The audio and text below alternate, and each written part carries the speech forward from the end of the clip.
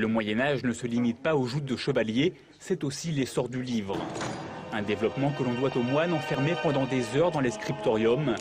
10 siècles plus tard, Anne-Marie et Jean-Pierre font perdurer cette tradition monacale. La fabrication d'un livre façon médiévale commence par le parcheminage, une étape ou plutôt des étapes au cours desquelles les peaux sont transformées en parchemin. Le parcheminier va ébourrer les peaux, c'est-à-dire enlever les poils, puis il procède à l'écharnage. La peau est ensuite cadrée, reste à édosser, c'est-à-dire dégraisser grâce à de la poudre de craie. Le processus est long et demande de la patience. Pour des peaux épaisses, moutons, chèvres, il faut compter 1 mois à peu près de débattement. Et pour des peaux qui sont toutes petites, chevreaux, agneaux, il faut compter 3 semaines quand même. Une peau qui est venue de l'abattoir le 1er janvier par exemple, elle sera bonne à dessiner et à peindre, à écrire, donc dans un délai de 2 mois et demi, 3 mois à peu près. Le parcheminier peut maintenant écrire sur le parchemin. Il utilise une calligraphie gothique emblématique du Moyen-Âge.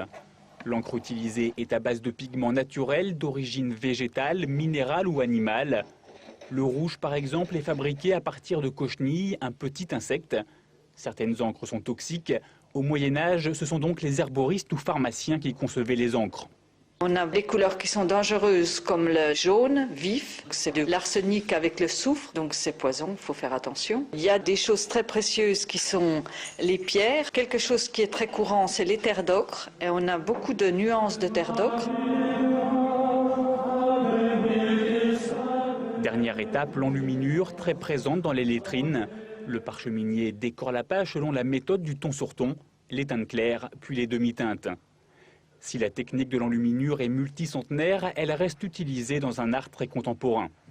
Par-dessus tout ça, il y a encore un trait fin à la plume qui vient encore surligner, qui apparente un peu d'ailleurs cette histoire d'enluminure à de la bande dessinée un petit peu, à cause du trait noir, qui fait, comme diraient les Belges, de la ligne claire. C'est très curieux, l'enluminure s'apparente à un petit dessin de bande dessinée. L'ensemble est ensuite rassemblé dans des rouleaux ou dans des livres qui aujourd'hui font encore la joie des lecteurs. Preuve que le métier de parcheminier a encore de l'avenir.